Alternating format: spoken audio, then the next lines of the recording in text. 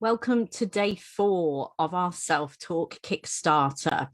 Now, I have a bit of a difficult and confronting or challenging, shall we say challenging exercise and thinking for you to do today. So hands up if you like looking in the mirror. Okay, not many of us. And when we think of people looking in the mirror, when we see them on films or they're written in literature, they tend to be either narcissists if they're looking in the mirror a lot, or they've got a really strong voice of self-criticism and self-hatred when they're looking in the mirror. So what we need to do is challenge mirrors and turn them into a useful tool. Because what happens is when we look in the mirror, nearly everybody, we find ourselves focusing on our flaws. What mirrors tend to do is they amplify that inner critic. So if you start off the day by being very critical about your appearance, you'll probably find that you'll be more critical on yourself about, oh, I haven't done that email, or I should have loaded the dishwasher, look at the state of my kitchen floor, oh, you should have got back to that person, you're such an idiot, you're such a bad daughter, etc., etc. So you'll find that mirrors tend to amplify your inner critic. But the converse of that is that mirrors also will amplify your inner voice of self-compassion if you nurture it.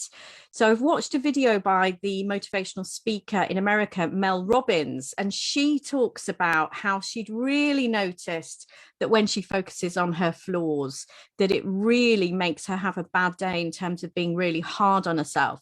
So what she does is she now uses the mirror for positivity.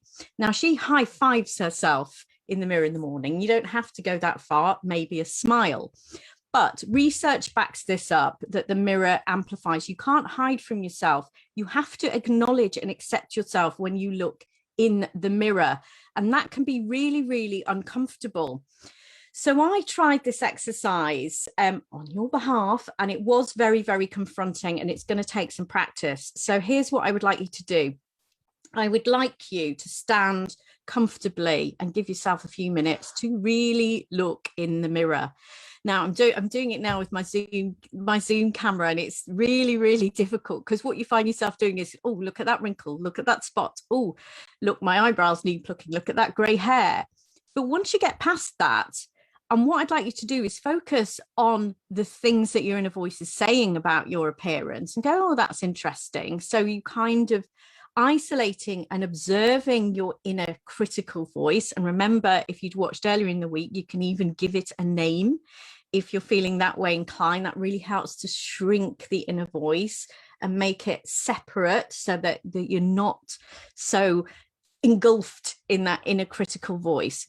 And what happens is once you get past looking at those flaws, I find myself kind of going, oh, okay, I found my voice of self-compassion really kind of starting to rise through and saying things like, well, of course you're going to have grey hairs and wrinkles. You're 50 this year. And what a privilege, because age is a privilege that's denied to many.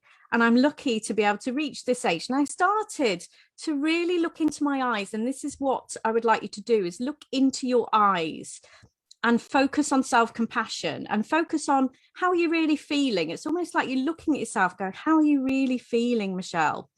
And what you'll find is it's easier to check in with yourself when you do this. So when you look into your eyes in the mirror, you go, how are you feeling? I'm a bit tired. And you'll be more self-compassionate about what you need, whether you need a rest, whether you need a break. And really get to know how you're feeling and really acknowledge and accept yourself and how you're feeling. And you'll find that by looking into your eyes, that voice of self-compassion really comes through. And what you could do is you could even use some of the positive phrases, which we have talked about this week, such as you could look into your eyes in the mirror and say, I am capable of being a lot kinder to myself today. So using those positive phrases. And actually, you don't need to high five yourself. You can if you want, but I find just smiling at yourself, look into your eyes, smile in the mirror, and even say, look, I'm capable of being kinder to myself. I accept myself. I accept my flaws. I acknowledge who I am. This is what I need today.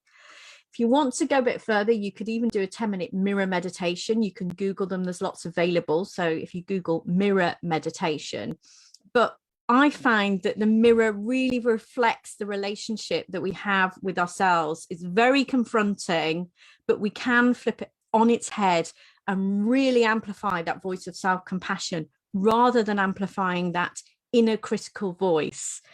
And when we look in the mirror and look into our eyes, we have a choice in that moment. Okay, which voice do we want to nurture?